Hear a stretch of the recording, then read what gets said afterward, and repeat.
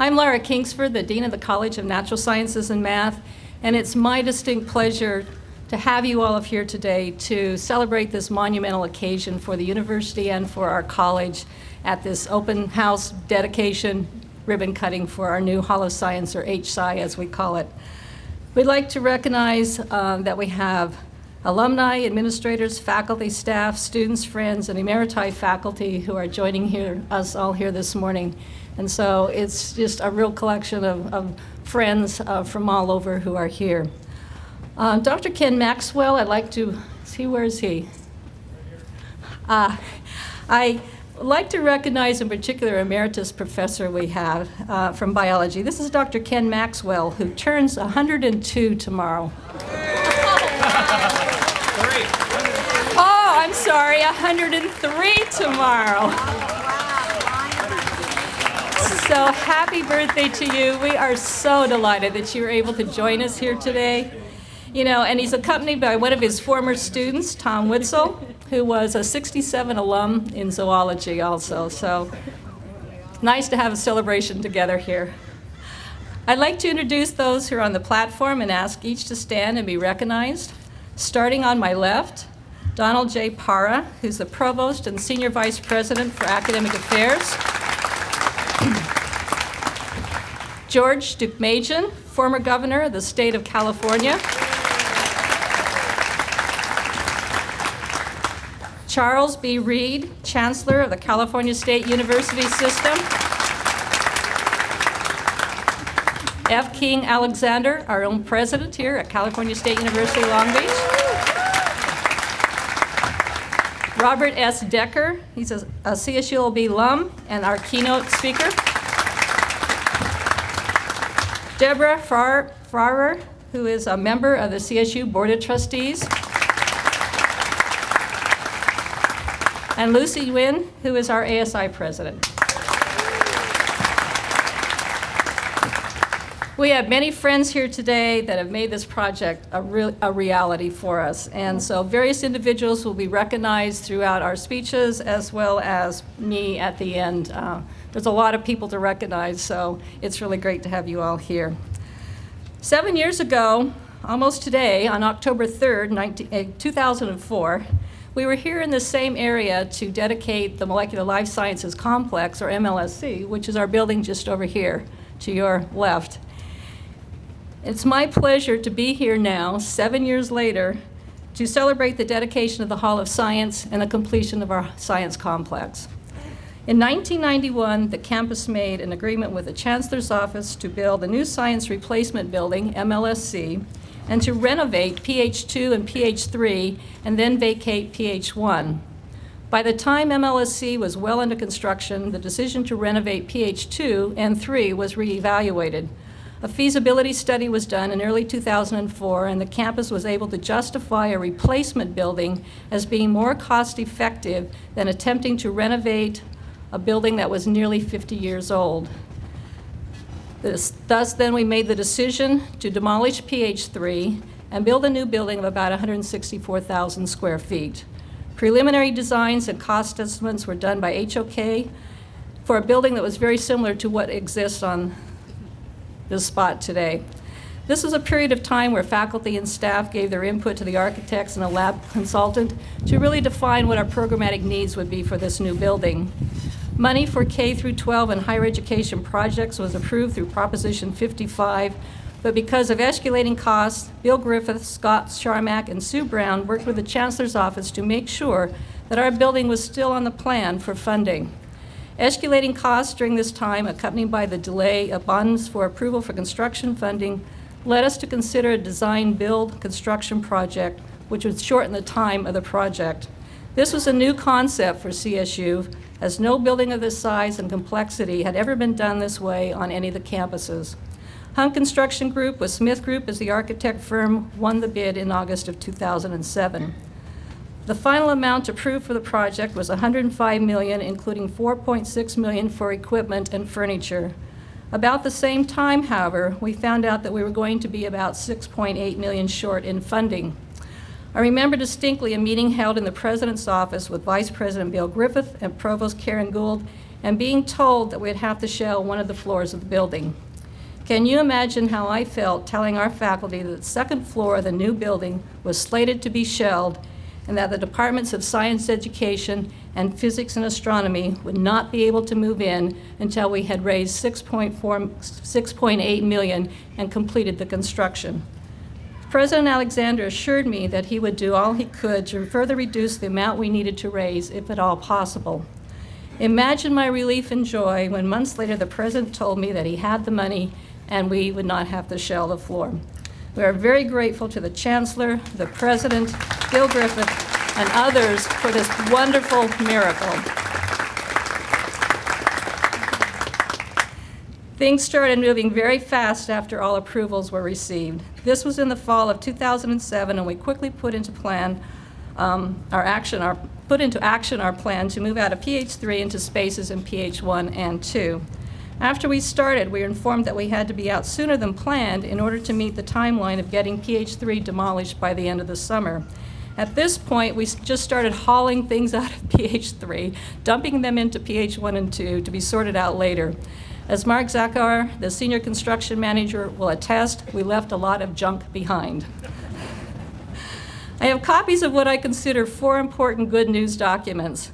The first is the notice to proceed to Hunt Construction Group from Mark. It is dated February 4th, 2008, and gives notice to commence work on or before February 11th, 2008, and to fully complete the work within 1,130 consecutive calendar days with a contract completion date of March 17th, 2011. Thus, we were officially off to our building project. The first part of the project was the demolition. We felt that PH3 had to have a proper burial, so on June 2nd, 2008, we held a wake.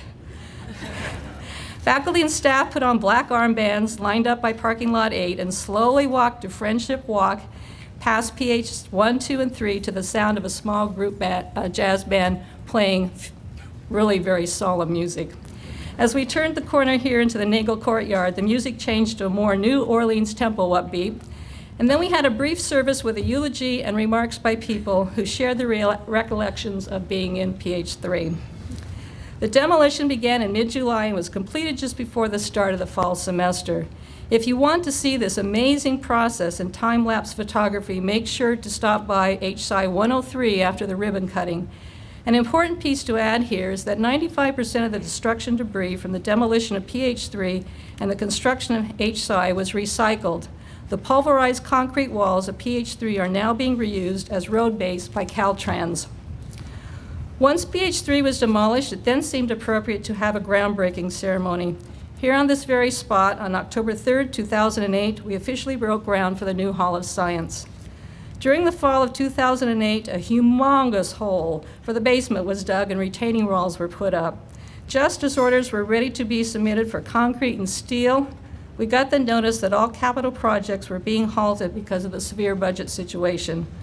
Work was officially halted on December 19th, 2008. Rains came and the bottom of the hole was filled with water. We half-heartedly joked about making it the biggest Olympic-sized swimming pool, a catfish pond, or a lake for canoeing. This was not only a heartbreaking time for our college, but for everyone on campus and for Hunt Construction. Because we could only stop our project for 90 days before we'd have to go out to bid again, we were all very fearful of what would happen. I will never forget the date in February of 2009 when Karen Gould called and asked me if I was sitting down. I thus expected the worst possible news. Instead, she told me that the project would be starting up again. Can you imagine a dean jumping around the office? Two individuals we will always be indebted to for this are President Alexander and Mary Stevens, our VP for Administration and Finance. Our campus went out on a limb in committing university funds to get the project going again until funding from the state could be released. Thus, the second good news document came from Mark directing Hunt Construction Company to commence full contract scope of work on March 30th, 2009. The completion date was then reset for May 11th, 2011. During the spring of 2009, underground utilities were put in and concrete poured. By July, the structural steel beams were put in place, and on September 1st, 2009, we had a topping off ceremony right here. to put the last beam in place. Many of us have our signatures and comments on that beam, which is now at the top of the building. I'd like to point out this juniper tree over here. It was sitting atop that beam along with an American flag.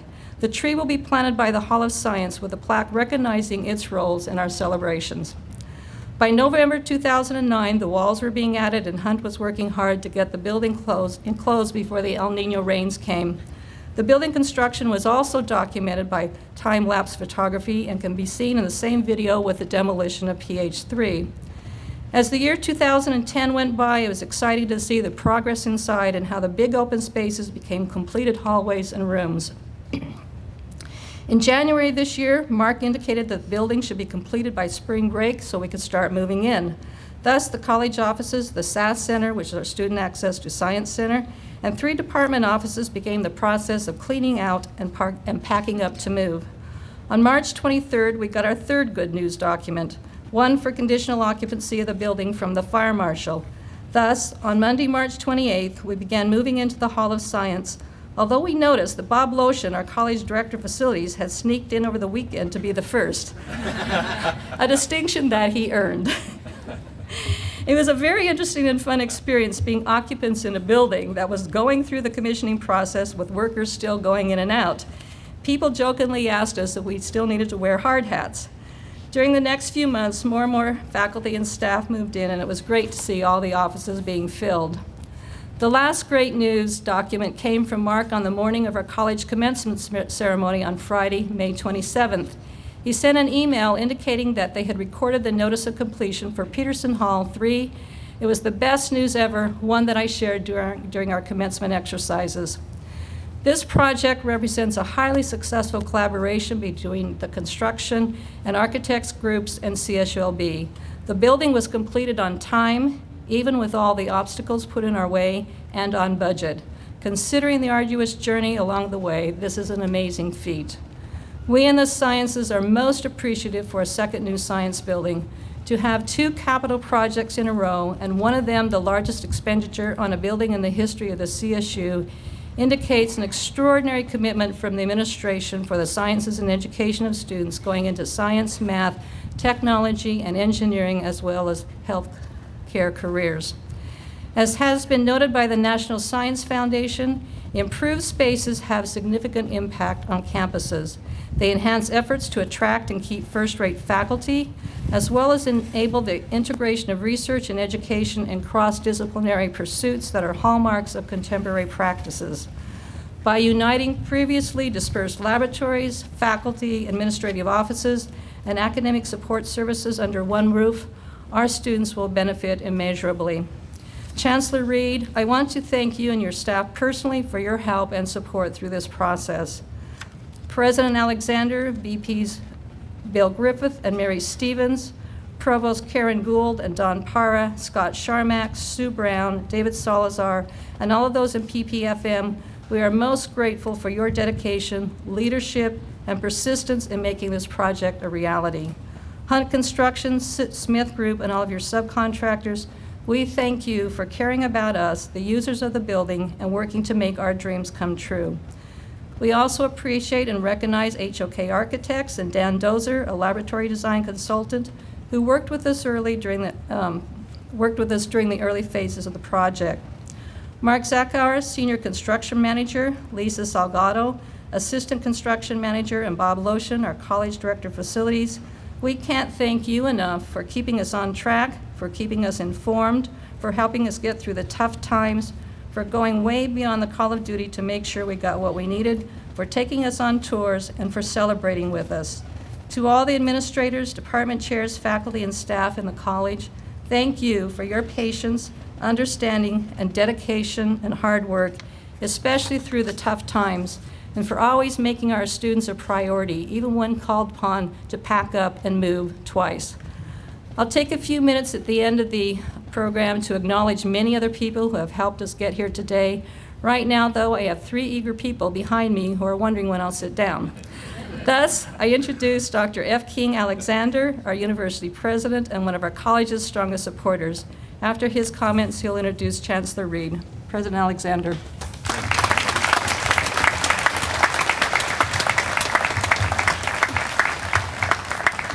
What a journey to get to this day. I'd like to first also recognize this has been one of those instances where you really need a great team and a team effort. And it has indeed been a team effort. On many down days where we thought we couldn't proceed, Dean Kingsford mentioned the catfish pond. That was because we thought we could generate some revenues on catfish weekends. But I'd also like to recognize our Chief Academic Officer for the system and Executive Vice President Ephraim Smith. Ephraim, I saw you earlier. Ephraim, thank you for joining us. Vice Chancellor for Human Resources, Gail Brooks. Gail, I know there you are, Gail. Associate Vice Chancellor for Academic Affairs and our very own Ron Vogel. Ron, thank you for coming.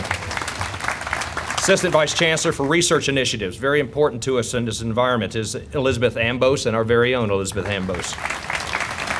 Assistant Vice Chancellor for Teacher Education, Beverly Young. Beverly, there you are in the back. Our General Counsel, the one who keeps us out of trouble, Andy Jones. Andy. I think Long Beach City Council member Robert Garcia was coming today. Robert is our former ASI student government president as well. Robert, thank you. And a number of our Board of Governors, Eddie Northern. Eddie's here, right there. Eddie, thank you for coming.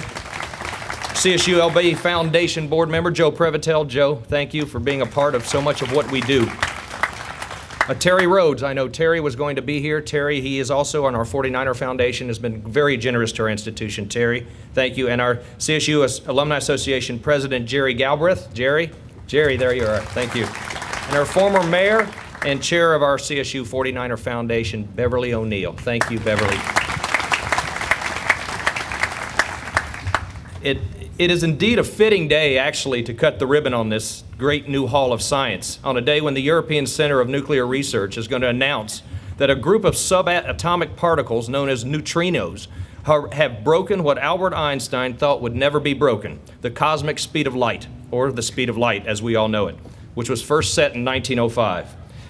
I have no idea what that just meant.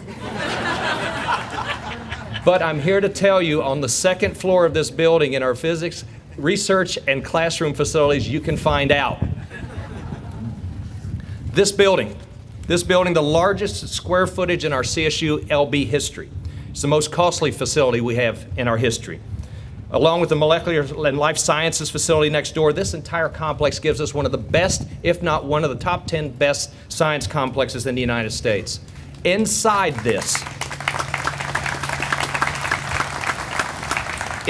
this facility, the Department of Biology is the Department of Biology and Marine Biology, and I do hope you go and look at the shark labs that are in the back. Our Science Learning Center for so many of our teachers that are going to the public schools. Our physics teaching laboratories and physics research laboratories, as well as our Department of Physics and Astronomy. These science education laboratories are not just there for teachers. Thousands of children and 5th graders and 6th graders will go through that facility to learn about science, in addition to the mobile science lab that we have in the back that travels around to our school districts and carnivals throughout this region. Department of Geological Sciences, the Department of Chemistry and Biochemistry are all located in this facility. Geology, teaching laboratories, university research laboratories, instrument rooms, data storage areas, an astronomy and observation area, an observatory area, and botanical greenhouses are located on the top of the facility. So what looks like a 3-story building is actually a 5-story building that contains almost 170,000 square feet of science. Once you tour this facility and review the labs, the equipments, the natural gas pipelines, the saltwater sea tanks, the greenhouses and such, you will immediately know why 178 for-profit colleges and universities will have nothing to do with these important and highly needed programs, because their shareholders' profits would take a huge hit if they built one. More importantly, these are the results that matter the most. According to the National Science Foundation, over the last decade, Cal State Long Beach ranks #1 in the nation in providing the most number of doctoral students who've gone on to doctoral degrees in science and engineering. The largest number of all master comprehensive universities in the country, or STEM majors, that have gone on to PhDs, over 60 a year from this university over the last decade. That's something we can be proud of. Our emphasis in making sure that our students are not simply enrolling and participating in these classes, but they finish what they start, has led to remarkable success for this college, the College of Natural Sciences and Mathematics. Over the last decade, since 2001, The increased number of math and statistics graduates, we've gone from 261 to nearly 450, almost doubling of math and statistics graduates. I was once told growing up that calculus created more preachers in the world than all the seminaries combined.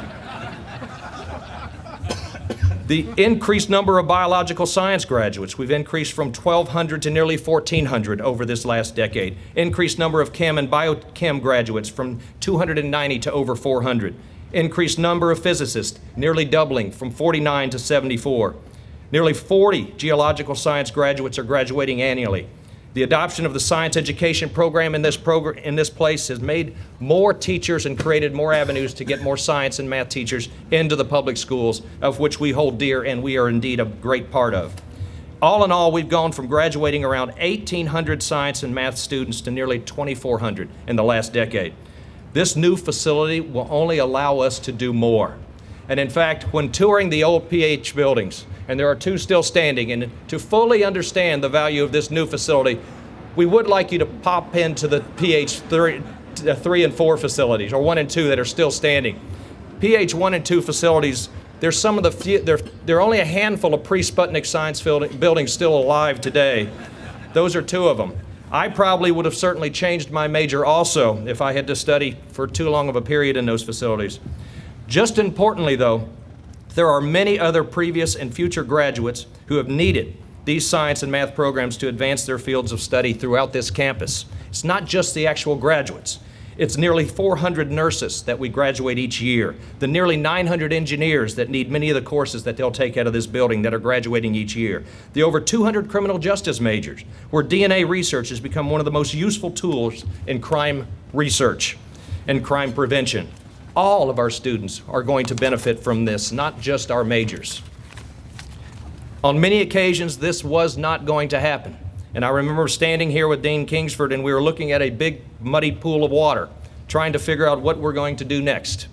And the shutdown in December of 2008, if it wasn't for the Chancellor's Office, Vi San Juan, all of the folks at the Chancellor's Office to keep us focused and to provide essential new resources and to make sure California didn't abandon projects like these at a time that we needed them most. I mean, take a look at what this will produce. This is going to produce a heck of a lot more than a new prison would ever produce.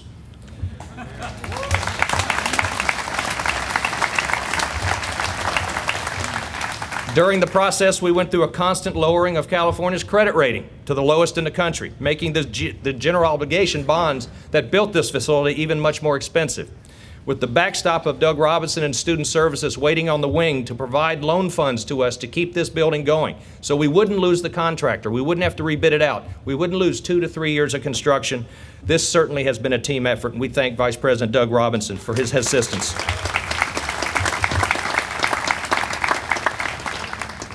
And with the help of the federal government, there's a lot of talk, and most people don't understand what the American Reinvestment Recovery Act of 2009 did. Most of us know as the economic stimulus package. A lot of politicians are taking shots at something that provided a lot of assistance to many of us. And I can tell you this, the Economic Stimulus Act made this building, made this opening available and possible today because it was through the Building America Bonds, BAB program, which allowed California to sell federally subsidized bonds at a lower cost than the state's GO bonds. This saved hundreds of construction jobs. At numerous times in this program, ARA, or the Economic Stimulus Funds, ensured that the ongoing construction jobs of over 350 workers and contractors throughout this process. So don't underestimate the assistance that we've had from the federal government during this process, because we would not be opening this building without their assistance today.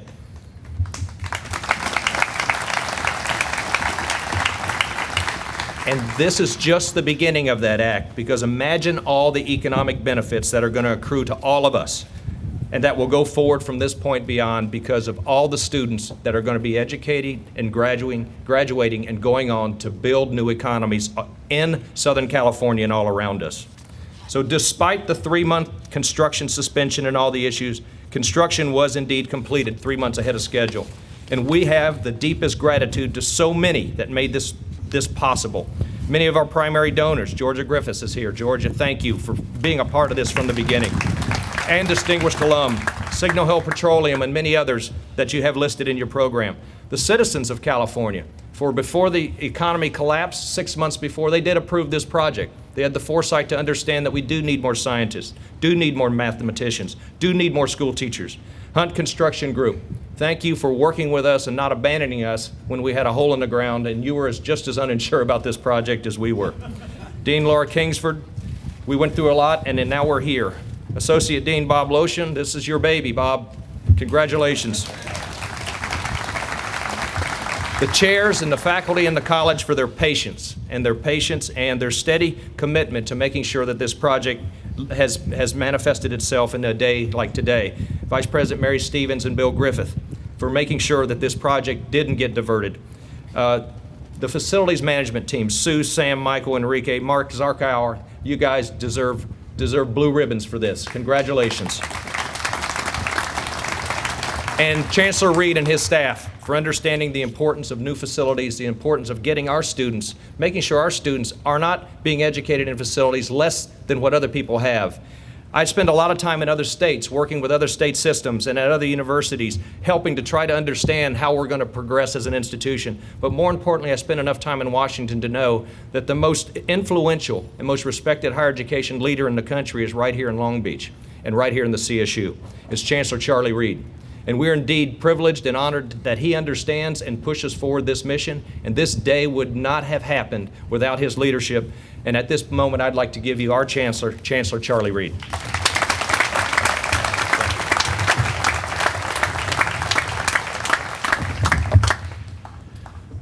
Thank you, President Alexander, Governor Duke-Majan, Dean Kingsford. This is a wonderful day. It's an honor to be here to dedicate this impressive new science facility. And those before me have shared with you some of the history. Now, I want to be honest with you. This place cost $120 million, not 108 or 9. This is one of the most expensive buildings ever built in the California State University. We've built a couple libraries and other engineering buildings that are around 110, but this place beat that out. Number two, they told you about what life was like in 2008. You read where Lehman Brothers went under, where the economy just stopped, where I got a call in December from the governor's office in which they said, Chancellor, shut down all of your construction projects. Now, we only had about $1 billion worth of state-funded construction projects going on. And they said, put a fence around them because we can't sell any bonds any longer. We're out of cash in California. So as we started to shut down, you can't imagine all the calls I got about, we are the most important place on earth. You can fix it just here. Well, there was some truth to that, where we had buildings that were shelled in and had put up wallboard, and they, were saying, this wallboard up in the San Francisco area is going to get wet and you're going to have to tear it all out. So just help us out. Forget the rest of them. You know how that goes. Well, I get a call here, and they said, Chancellor, we've already started construction. We dug a big hole. We've put some concrete on the side, but it's filled up with water. It's going to cave in. We're going to have to start all over again. You can't let that happen. Well, I'm trying to get people to help themselves. Now, the only person that hasn't been introduced today, and I know there are none of them here, that is something called state auditors. And I'm pleased that they're not here.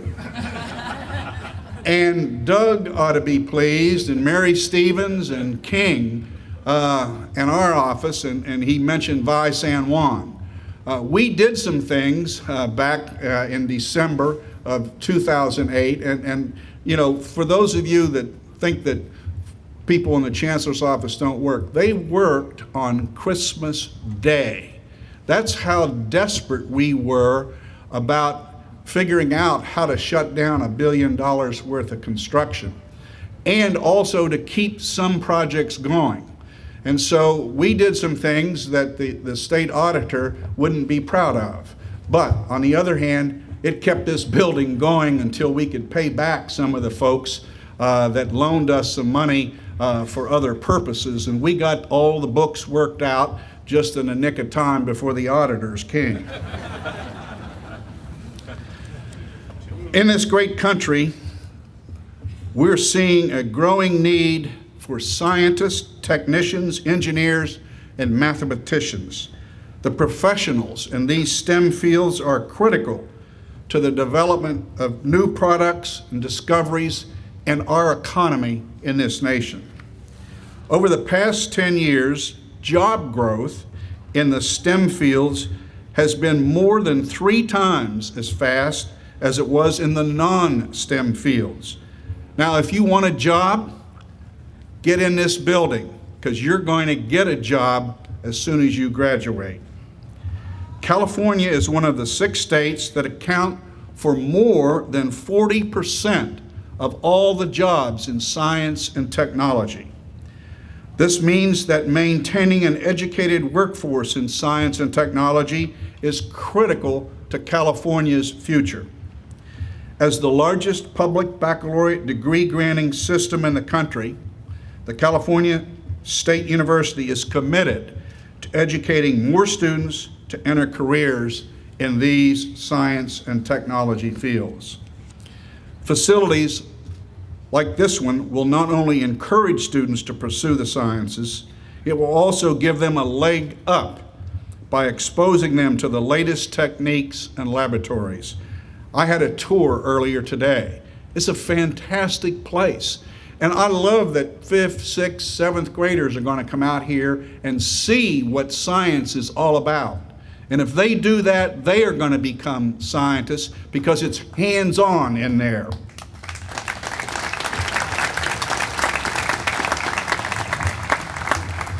The design of this science facility will meet the needs of future scientists. This facility will encourage cross-disciplinary collaboration, and that's where the exciting new things will happen. It will accommodate changes in teaching and research, and it will allow students and faculty to maximize the scientific learning experience. I'm proud to be here today to witness the beginning of a new chapter in science here at Cal State Long Beach. Congratulations to everybody, from those that had to swing the hammers, those that had to figure out the finances, to those that helped with the vision of this new facility. Good luck, and we look forward to cutting the ribbon.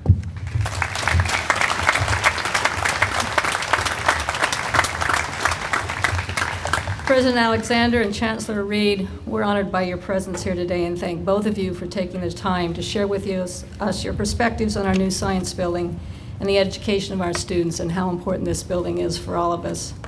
I next introduce Dr. Don Parra, Provost and Senior Vice President for Academic Affairs. Provost Parra.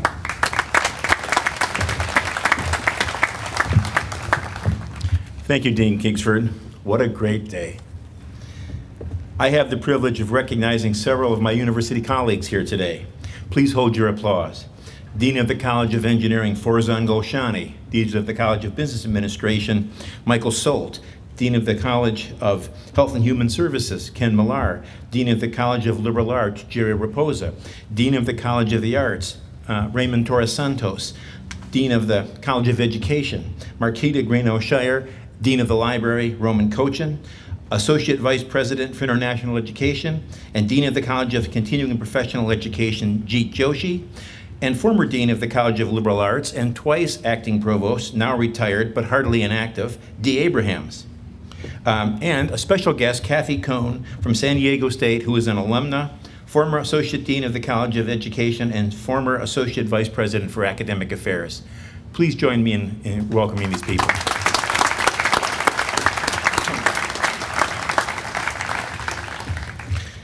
Thanks to Chancellor Reed, the Board of Trustees of the California State University, President Alexander, Vice President Mary Stevens, and the physical planning and facilities management staff who made this wonderful facility possible. We also acknowledge the immense work and dedication of the faculty and staff in the College of Natural Science and Mathematics. It took everyone to make this happen. Priorities. An institution can talk about what their priorities are, talk about what they think is important. It really means something in the budget when it's reflected in the budget, when funding is put behind a project. That's what case has obviously happened here. When that happens, it means that you're serious. This building, this science complex is clear proof that there is a priority in the CSU and on this campus for science and science education. Supporting STEM fields is essential to the future of our region, our state, and our nation. Our campus mission, our academic and educational purpose is student success. Our students will be the major beneficiaries of this complex in making science and education a priority. This facility will not only have a major impact in the education of our students majoring in one of the sciences, but also of the students who take science as part of another major or as part of their general education program. One of the hallmarks of our science education programs, as both King Alexander and Charles Reed have referred to, is undergraduate and graduate students doing research. There's a Native American saying, "Tell me and I'll forget. Show me and I may not remember. Involve me and I'll understand." What happens in this building is the latter. Our students get involved. Thanks again to all who made this possible. Thank you all for being here today. This facility is going to have a long-lasting impact on all of us.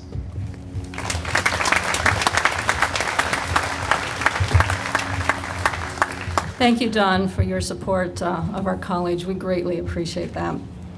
Our keynote speaker today is Dr. Robert Decker. Dr. Decker is an alumnus of our college and was chosen as an outstanding example of a graduate who's gone on to a very successful and prominent career. Dr. Decker graduated with a BS degree in zoology with a minor in chemistry in 1965. He then went to the University of Iowa, where he earned an MS degree in developmental biology and a PhD in cell biology. He was a professor and director of the graduate program in cell biology and neuroscience at the University of Texas Health Sciences Center at Dallas Southwestern Medical School. He then went to Northwestern University School of Medicine, where he was the founding member of the Feinberg Cardiovascular Research Institute, as well as Associate Dean for Research and Graduate Studies, and the Director of the Medical Student Research Program. Dr. Decker is a highly published scientist in top research journals and has been a regular presenter of his research at national and international conferences. Dr. Decker retired from Northwestern in 2008 and went to work at USC Keck School of Medicine, where he helped set up a research training program for medical students. He recently retired again and is enjoying time with his family and traveling. Dr. Decker.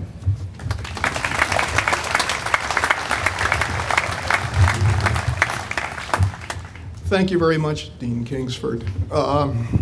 Gosh, 51 years is a long time. Dr. Maxwell, I remember you well. You know, I love PH1. I always loved it. I mean, it had teaching laboratories that were airy and bright. It was a pleasant place to be. And that's one of the reasons I ended up going to what used to be called Long Beach State College, at least when I was there. When I graduated, they added California State College at Long Beach. But for me, it's still Long Beach State. It'll always be Long Beach State. Why did I come here in the first place? I suppose the most alumni here will understand why they came. It was a pleasant, enticing, comfortable place with faculty who were patient and listened a lot to students. They were in this tremendous competition with the University of California, but what they offered that the University of California didn't offer was lots of personal assistance to students. Now, I'm a Sputnik kid. I was at Southmore in high school when they launched Sputnik. For those of you old enough to remember it, I think you can remember what a galvanizing effect it had on the federal government, but it also had an incredibly galvanizing effect on every high school student in the country. Many of them flocked to institutions that had good programs in the natural sciences and in mathematics. It was maybe what we need again today, a little bit of Sputnik to keep us going. But a lot has changed in 51 years, and I'd like to recognize a few faculty. Obviously, Dr. Maxwell will remember them. I struggled through my first 2 years here. It turned out to be a tough institution. The faculty were demanding. The exams were rigorous. And so, and at that point in time, I was sort of dickering with whether I wanted to go into science or whether I wanted to go into political science. And it's two really different windows to look at. And the decision was actually made for me by the faculty at Long Beach State College, because when I entered my third year and started taking upper division classes, particularly embryology, experimental embryology, histology, comparative anatomy, analytical chemistry, biochemistry, even physical chemistry for non-physicists. But I had 7 faculty who were absolutely instrumental in my career, and they were John Baird, who was professor of zoology, who taught embryology; Lee Stevens, who taught experimental embryology; Byron Kluss, who taught histology; and John White, who taught comparative anatomy.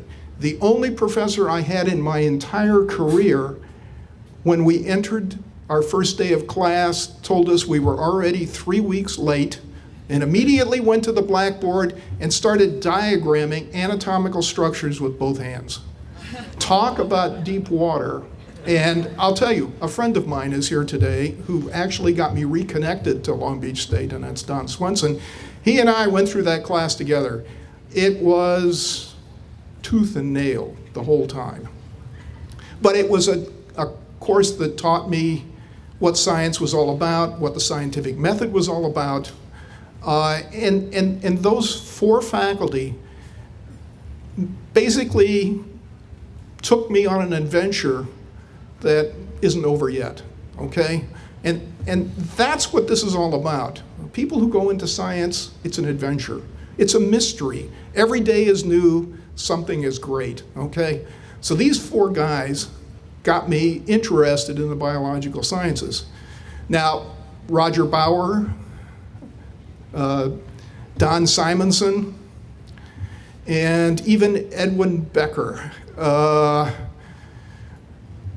made my chemistry life a little bit dicey, particularly Edwin Becker, who taught physical chemistry. But each of these 3 individuals were immensely patient with their students. They endured horrible office hours, if I could say that, to take care of us, to make sure that we actually did understand. But those 7 faculty members basically engineered my future life, okay? And so I graduated in 1965. I stayed an extra year because I fell in love with my wife, who's sitting in the front, and felt it was necessary to get to know her a little better than to run off to graduate school immediately. That's basically the best decision I ever made. But she and I then ultimately went to the University of Iowa. Now, most of you probably know Iowa only through its rather heretical politics.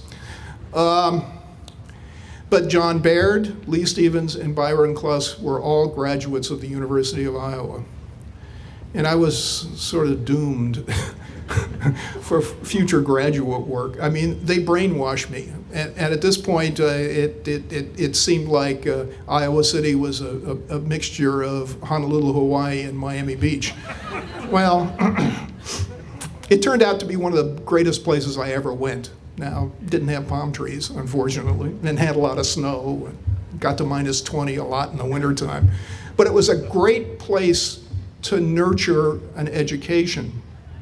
And so my doctorate came out of one of their mentors' laboratories. And from then, I did a postdoctoral fellowship at the University of California, San Francisco. And then, unlike most people who move west, I spent the next 45 years in the Midwest, at UT Southwestern and then at Northwestern University. And I realize this is sort of a long story, and Dean Kingsford was much too nice to me in her introduction. But as a dean of research at a large research university, we were in the middle of a building plan in the mid-90s to around 2008. And we built 2 buildings. Okay. And as anybody knows, when you go to Chicago, it's not a horizontal environment, it's a vertical environment. Okay. So we built 2 research and education buildings, each of them 18 stories high. And the problems I had as dean of research in building these buildings was convincing the administration that in addition to building research laboratories, one needs to spend as much time building educational facilities that work with research laboratories. Because as you've already heard today, the issue that we have and that the Americans face today is not enough kids get excited about science. And you need an environment in which kids can see what's happening and can actually feel what's happening. If you get the touchy-feely, in addition to getting people who are willing to spend time with young people, then you have an opportunity to direct them into some scientific discipline, the one that most interests them. Actually, the one that most interested me was astronomy. However, when I got to complex algebra, I decided biology was the thing to do. But I'm happy to see the half a dozen mounts for telescopes on the top floor of this building. And since I'm an avid gardener, I'm going to get a few hints about what's going to go on in those botanical glass houses. But that's another story. But what impressed me about this building, the one I've seen, I've had one brief tour prior to when people were moving in. Some labs were under construction, some labs were having benches put in, the teaching areas were being set up, was that I thought that this building was perhaps the finest building I have ever seen with regards to integrating education and science together. And you've heard how much it costs. You've heard all of the travails that accompanied the construction of this building. But from a scientist's perspective, and from an educator's perspective, because although I spent my career in research institutions, I spent a lot of time teaching. And I like teaching. It's if you can't spread the word, you're not a good scientist. And we may not be preachers, but sometimes I get to be a preacher. And so it's this kind of a building that I believe will do wonders for Cal State University at Long Beach with respect to attracting bright, young students who see a state system as a system that best meets their needs. And I think this will do more to recruit young, exciting students who want to go into science, in addition to recruiting faculty who want to work in this kind of an environment. Now, for those of you who are not aware, federal funding of science is becoming much more multidisciplinary. That is, in my days, it was an R01 at the NIH, the National Institutes of Health, or a grant from National Science Foundation. And those were all sort of individual grants, where I was the principal investigator. In the last third of my career, I began interacting with a lot more people. And it is now the trend in science to develop programs and projects that are multidisciplinary in nature. The problem is institutions of higher learning are not equipped to deal with multidisciplinary groups. Having people scattered all over campus makes it very difficult to communicate, even if the communication is less than a block. People are a little reticent sometimes about leaving their offices to go talk to somebody. Having a building like this, I think, will bring people together, will allow them to interact, will allow them to explore new ideas with their students that they would not normally have done on their own independently. So I want to thank the administrators, the president, the provost, the chancellor, and especially the dean for putting together this building. I think you will be very pleased with it. I hope you all go on a tour. You'll be overwhelmed. It's the greatest thing since sliced bread. Thanks.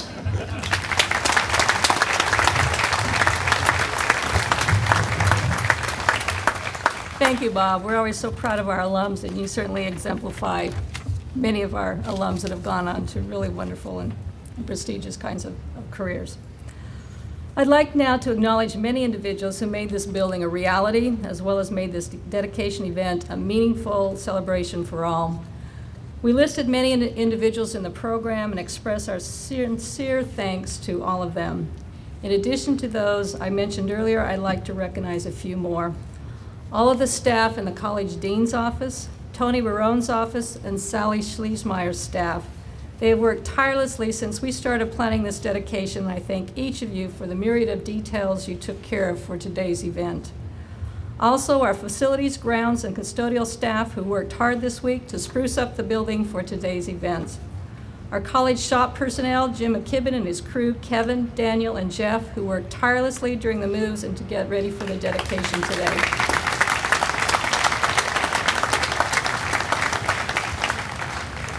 The deans of the college who preceded me as each in turn helped lead this college to this point. These include Drs. Roger Bauer, James Jensen, Fred Scher, and Glenn Nagel.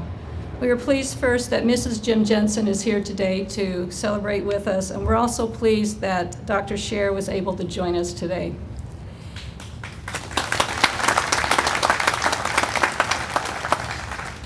In addition to the prior and current campus administrators I mentioned before, we greatly appreciate Vice Presidents Doug Robinson and Andrea Taylor. It is so nice to work on a campus that has administrators to go to bat for you and work hard to make your vision come true. Thank you. The deans of the other colleges, I appreciate your collegiality and willingness to work together for the good of all. Please know our college is most appreciative of that. We also have science deans here from colleague institutions nearby, Dr. Carolyn Chambers from Cerritos College, Dr. Richard Fee from Cypress College, Dr. Jim Henderson from Cal State LA, and Dr. Bob Cook from CSU Fullerton. Thank you for attending and being with us. The Alumni Association, the alumni and friends of our college, thank you for your interest and advocacy. You have funded many of our programs, and your ongoing support is greatly appreciated. We particularly recognize Jerry Galbraith, president of the CSU Alumni Association, who is here today, and Guy Heston, who is president of the CSU Alumni Council, representing 2.4 million CSU alumni. Guy was also a past president of our CSULB Alumni Association. The students in our college, you are what this is all about. We also thank our student volunteers today. Most are president's ambassadors and peer mentors from our Student Access to Science Center. To our gracious donors who have been the ultimate supporters of our program, Georgia Griffiths, a 1973 alum who's up here in front, for her naming of the Griffith Lecture Hall, the one where you'll see the time-lapse photography video, and for naming the G2 Software Systems Incorporated Computer Lab for her company. We're also grateful to Signal Hill Petroleum Incorporated for naming the Environmental Geochemistry Lab. Dave Slater, the COO of Signal Hill Petroleum, and Deborah Russell, Director for Business Development and Community Relations, are also here today.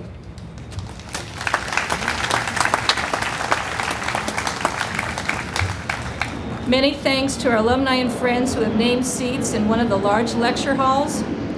Please see the names of those individuals listed in the program, or you'll see them on the seats when you visit room 102. We also recognize the Hall of Science project companies who contribute to the Dean's Instructional Research and Technology Fund. These donor companies are also listed in your program, and we're most appreciative to them. To those here today who designed and built the Hall of Science, from Hunt Construction Group, John Crook, Mike Godston, Scott Owens, Dennis Sexauer, Cliff Tolliver, Gene Vincent, and Ron Wildermuth. And many of them are up here in the front.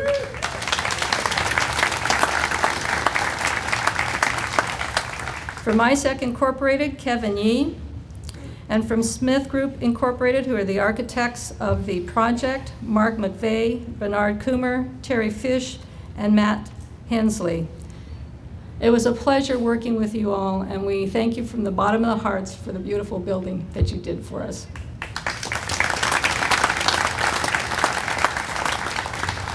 We also are most appreciative to all the key staff members from physical planning and facilities management. Under the leadership of Scott Sharmack first, and then Dave Salazar, who took over, we really appreciate the wonderful working relations we've had with all of you. I'd also like to recognize in particular four individuals from PPF, 3 from PPFM and 1 from my college, who really, I think, were some of the key people that we worked with all along. So I'd like to recognize Dr. Robert Lotion, who was our Associate Dean and now our College Director of Facilities, Mark Zachauer, our Senior Construction Manager, Sue Brown, Director of Planning, and Scott Sharmack, Retired Associate Vice President for Physical Planning and Facilities Management. These 4 individuals worked tirelessly and gave many, many hours throughout various stages of the project. They met with administrators, faculty, staff, architects, and lab designers, construction workers, contractors, and subcontractors, often on a daily basis. They have actually worked for years on this project on behalf of our college, and I want you to know how much we appreciate very much the 4 of you, and all the rest of you who've contributed to this. This is, you hear the thing about it takes a village to raise a child. Well, in this case, I think it takes a whole campus and beyond to raise a building. So thank you to all of you for whatever part you played in making this beautiful building available to all of us, and particularly to our students. From Lucy.